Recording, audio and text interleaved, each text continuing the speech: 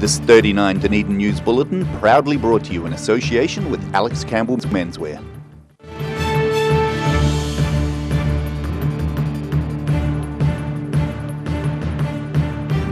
Tonight on 39 Dunedin News, a first for intermediate schools in Dunedin. What challenges lie ahead for the new principal of DNI? Bringing science to the public, university students host an expo explaining the mysteries of light. Dive Otago is part of a world first aimed at getting more women to scuba dive.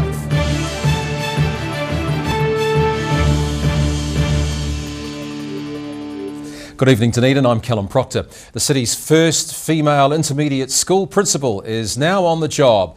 She's started at Dunedin North Intermediate, with pupils and staff holding an official welcome, and she's already eyeing up some major challenges. Intermediate's new principal says hello to her new pupils.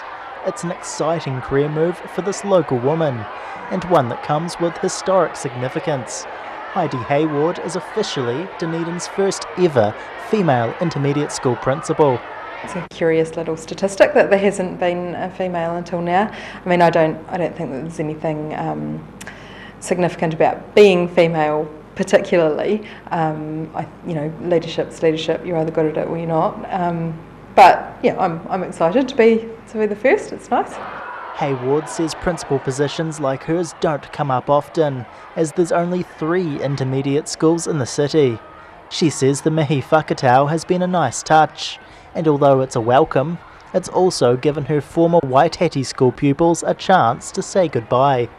Now Hayward's focusing on getting to know everyone at DNI, while making the school as fun as possible for staff. You know, we spend a lot of time at work, and I like to think that I can create an environment in which people want to come, enjoy their work. Hayward's expecting big challenges during her tenure. She's heard noise from the government questioning the need for intermediate schools, and she hopes schools like this one are here to stay. But I think that probably the biggest challenge in an intermediate is the limited age range. You're asking children who are year 8 to be a leader of somebody who's often the same age as them. While the new term's just begun, Hayward's already been working with staff on a school plan, settling in as she takes the reins of one of the few local intermediates. David DeLorean, 39 Dunedin News. City Council staff are admitting costly mistakes in the development of South Dunedin's cycleways. The council will spend upwards of $320,000 fixing the botched network. Problems include traffic islands which restrict turning, particularly for large vehicles, including fire engines. The council admits low-level staff were left to make decisions that should have been dealt with by management. Contractors were given wrong design specifications, with some based on outdated aerial photographs. The council's received complaints about the network, mostly from nearby residents.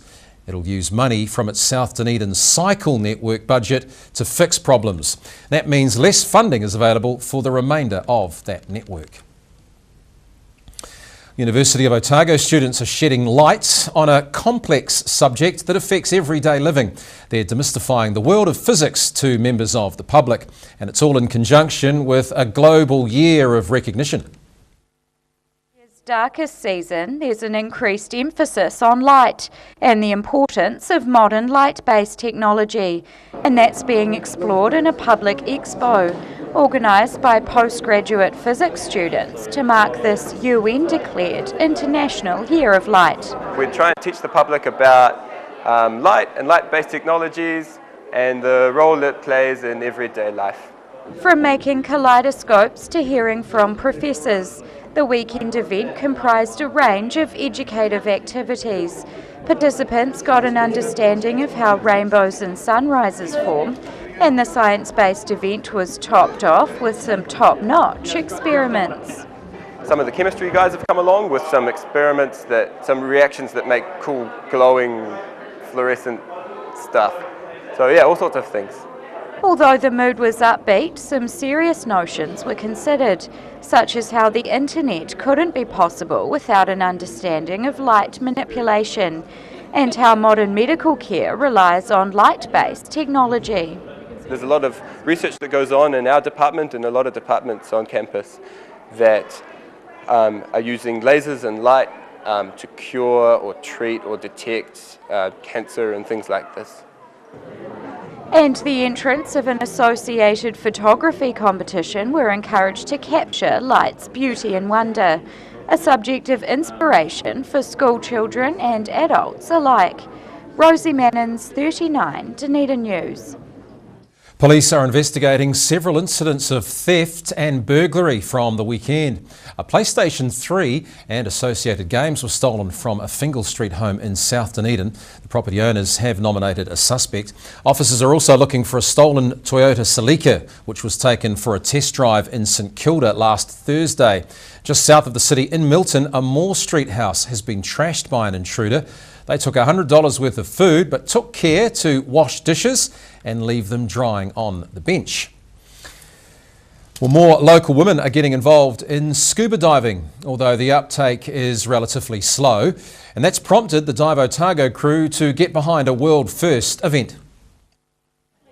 Slipping under the surface for a special occasion, a handful of locals take part in the inaugural International Women's Dive Day, with a beginner's session at Dive Otago limited to members of the fairer sex. And they learn just the real basics that they need to be able to head under the water in the pool safely. So learn little skills like how to clear their mask and how to breathe, and then we take them under the water and just give them a chance to have a swim around, and they've had a great time. The local business is seeing more school groups through the door, and Shannon says diving slowly becoming a more popular pursuit among women. She says there's misconceptions about the sport's difficulty, but beginners need not be afraid. It's a lot easier than a lot of people think. So a lot of people think it's quite hard to learn, but it's quite simple. It's quick to learn, and once you're certified, you've got your certification for the rest of your life. So you can sort of dive anywhere in the world.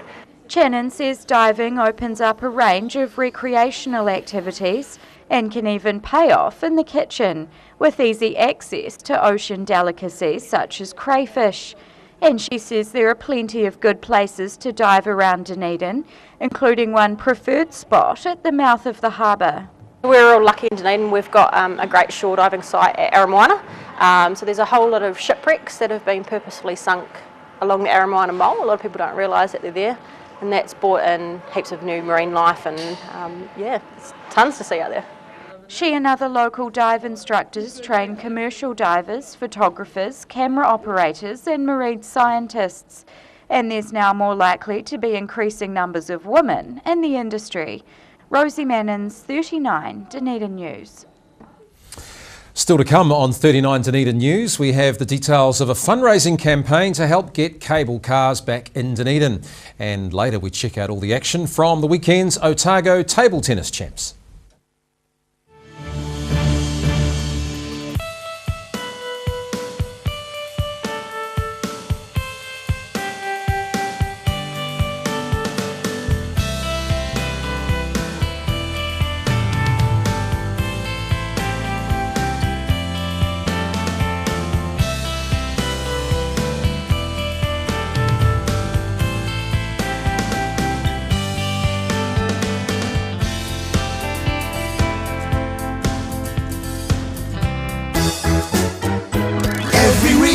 Every season, we're proud to dress the region. Alex Campbell menswear, it fits.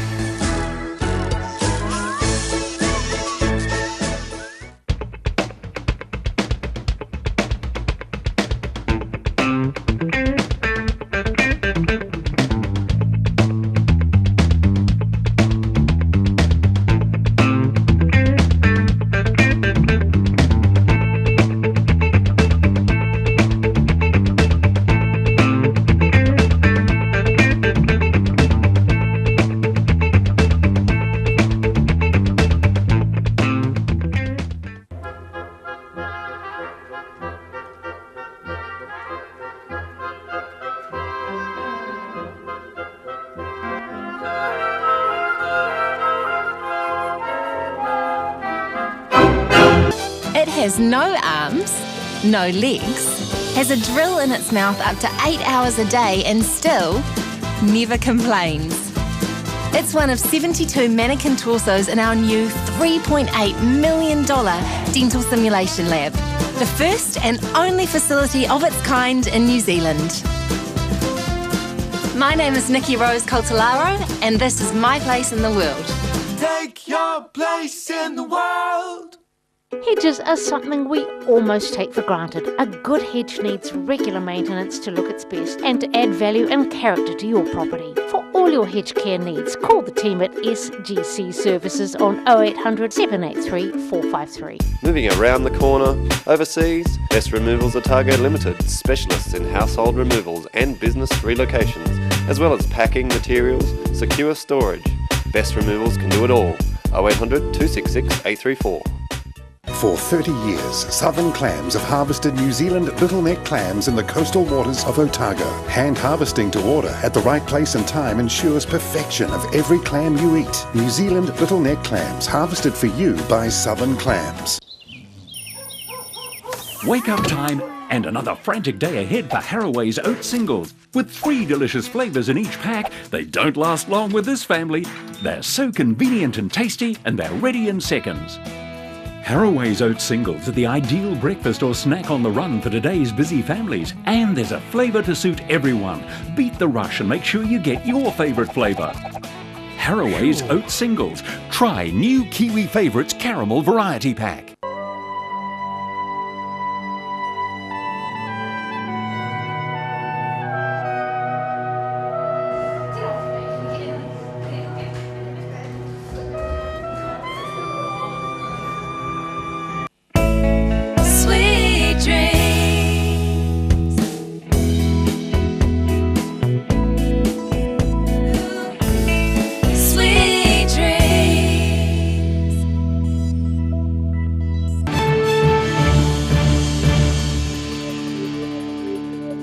Welcome back. Tourism and the creative sector are leading the city's economic rise.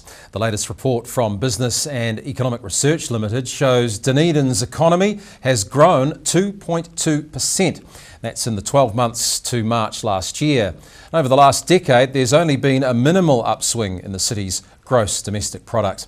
Tourism is up almost 10% and the creative sector by almost as much. Enterprise Dunedin Director John Christie says the latest figures show the city's starting to emulate national growth patterns. And on that note, let's take a look at today's financial summary. And to the markets today, the NZX 50 finishing the day 8 points up at 5,862. To the exchange rates, the New Zealand dollar up against all of the major currencies that we follow here. Well, plans to return cable cars to High Street are gathering speed. The Dunedin Heritage Light Rail Trust is bringing enthusiasts together and launching a fundraising campaign. And spokesman Neville Jemmett is here to talk about that project this evening. Hi to you, Neville. G'day, how are you? I'm well. So let's give us some background first of all. When did this plan begin? It began in 2007 at the Settlers Museum. And there was a launch of a book by Don McCara, and there was a big meeting there of about 150 people, and we formed a wee group. And from there we've been trying to get the cable cars back to Dunedin. What's the motivation behind it? Why bring them back? Well, it's a good touristy thing. It's also a good bus route. They were always reliable, they were always on time, and they could handle any weather. Like, you know, our bus routes now, you can't rely on what time the buses arrive. You can with a cable car because it follows a same route every day, and it's a great tourist attraction. I mean, San Francisco's proved that. They've got probably the biggest tourist attraction in San Francisco now are their cable cars. You can't get on it from 9 o'clock onwards. You've got to wait for hours. So I reckon the same thing can happen here. How long has it been since we've had the cable car in Dunedin? 1957 was the last time. That was the High Street one, which was the only financial one. They began in early 1900s. They did all the hill cities, hill areas, and 1957 they changed them over to, I think, trams and buses.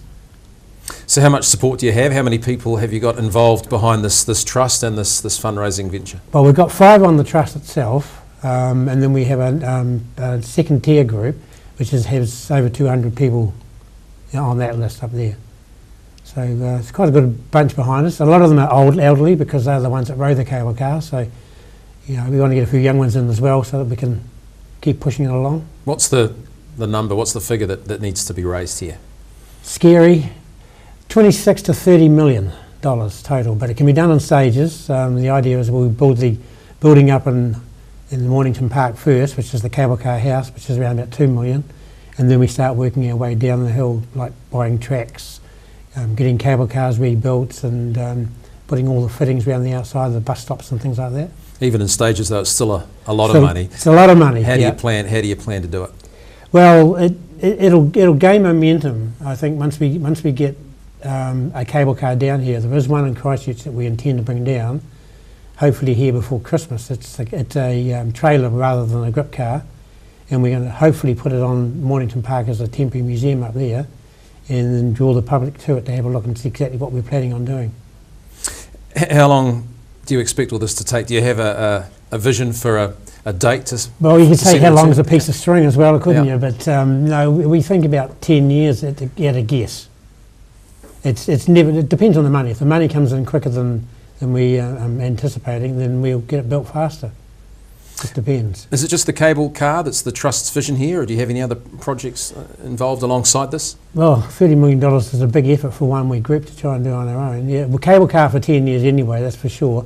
Because there is a second part to it, which can be the Mary Hill extension, which was what they call the Big Dipper.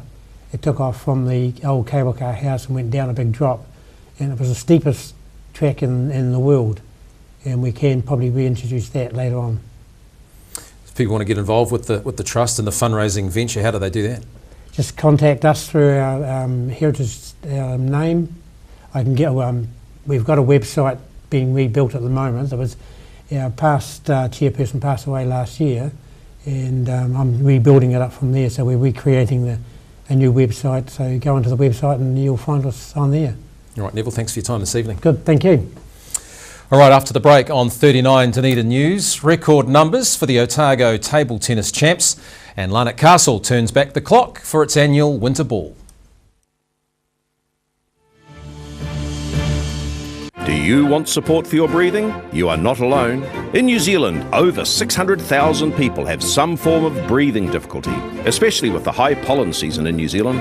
Puff Plus is an excellent natural product developed to support lung function and breathing difficulties. Puff Plus is so effective, you get a no questions asked, money back guarantee on the first purchase. Give it a go, you have nothing to lose. Call now, 0800 502 402. Take as directed. If symptoms persist, see your healthcare professional.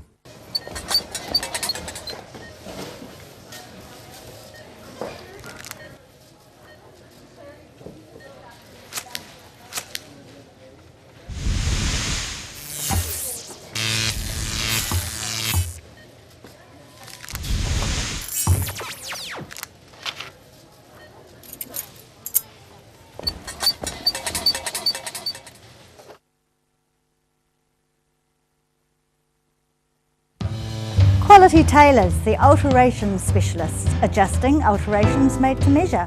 Quality Tailors, fitting Dunedin for over 15 years. Call 477 8028 162 Princess Street, one shop down from Darling Street. Discover New Zealand's most innovative museum, Toitu Otago Settlers Museum. 14 stunning galleries, 3 distinct architectural styles, and 1 million intriguing stories are yours to discover at Toitu Otago Settlers Museum. Open daily next to Dunedin Railway Station and with free admission. Toitu Otago Settlers Museum. Bring some more joy into your world by adopting one of our adult animals at SPCA Otago. For more information, visit our website spcaotago.org.nz and give one of our adult animals a second chance at life.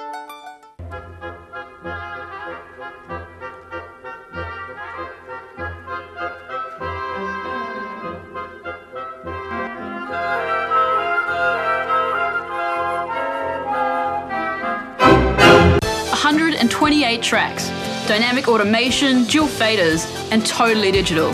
This is state-of-the-art music production. The SSL Digital Console.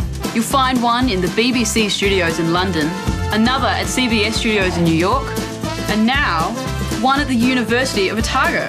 It's a good reason why our sound now sounds even better. My name is Maddie Parkins Craig, and this is my place in the world. Take your place in the world. Wake up time and another frantic day ahead for Haraway's oat singles. With 3 delicious flavours in each pack, they don't last long with this family.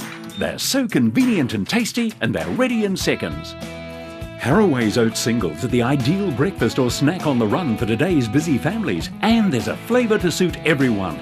Beat the rush and make sure you get your favourite flavour. Haraway's oat singles. Try new Kiwi Favourites Caramel Variety Pack. Every reason, every season, we're proud to dress the region. Alex Campbell Menswear, it fits.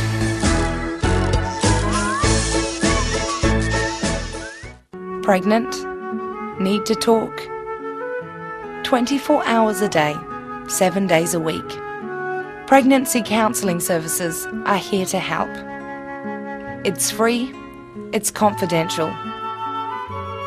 Call us now on 0800 773 462.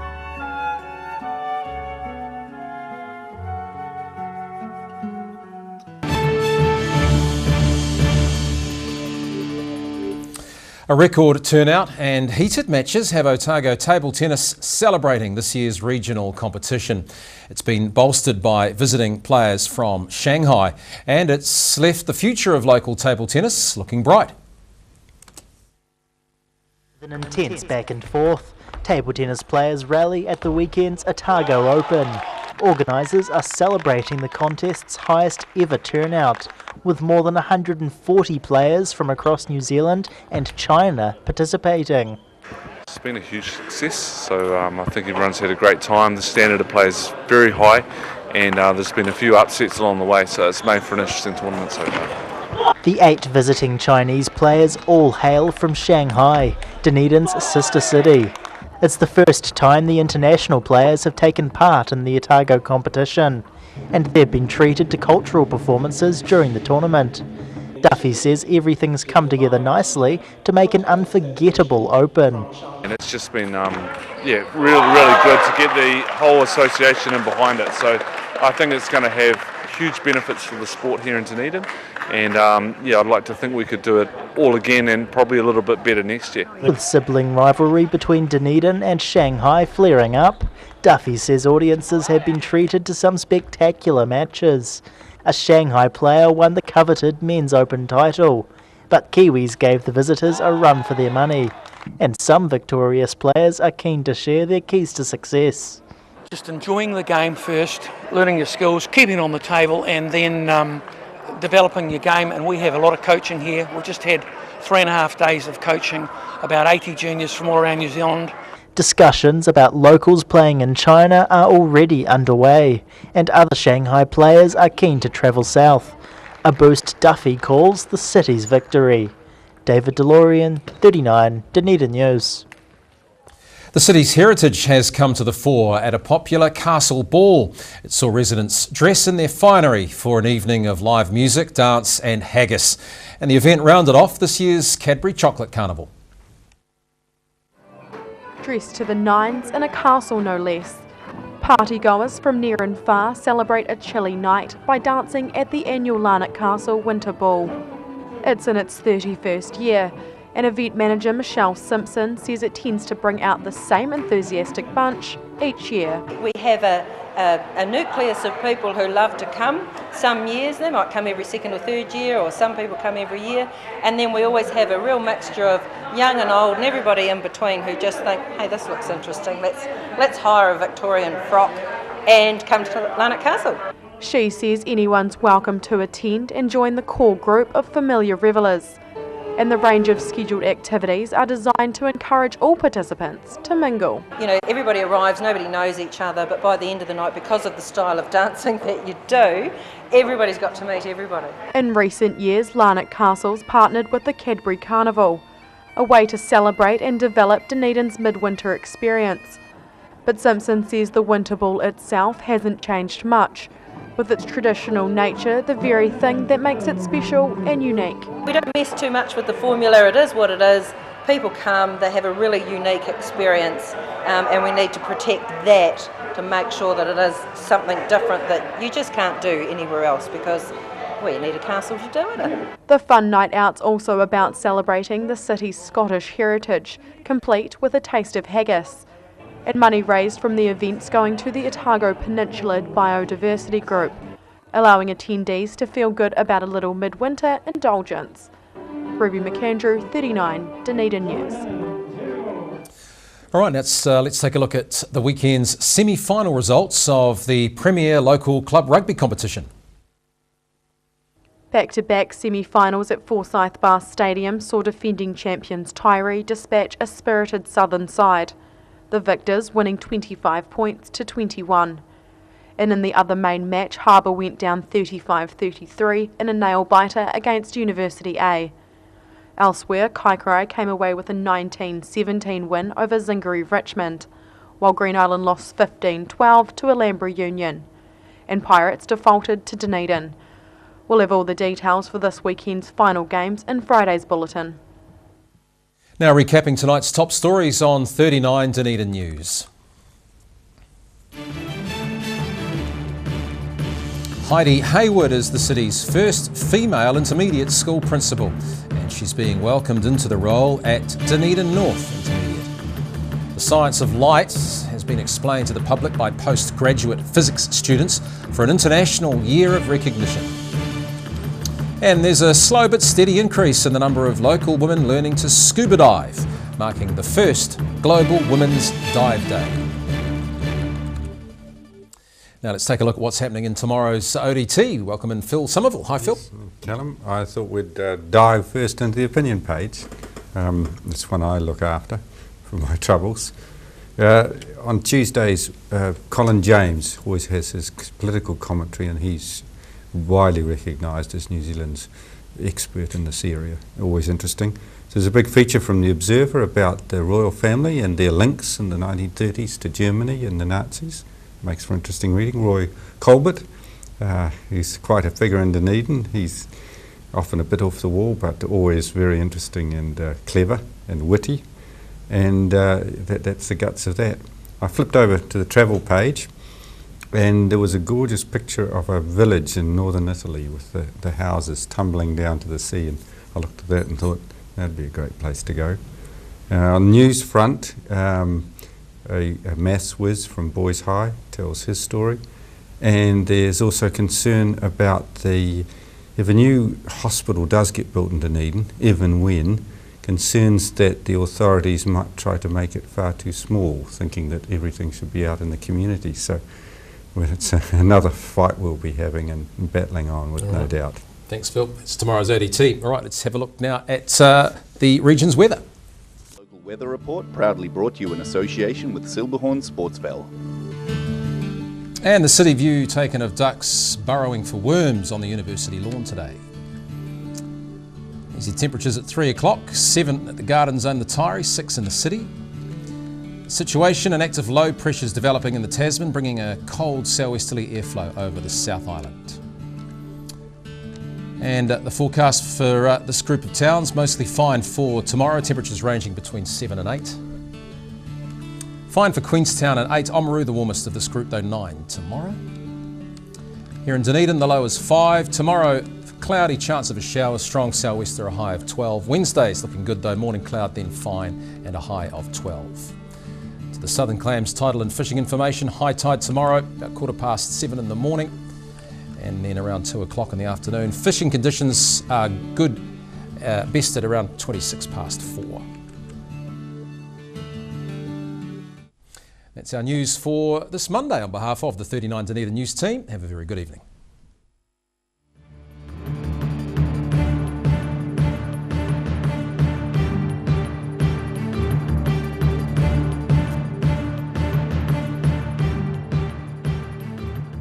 This 39 Dunedin News Bulletin proudly brought to you in association with Alex Campbell's Menswear. supporting local content so you can see more of New Zealand on air.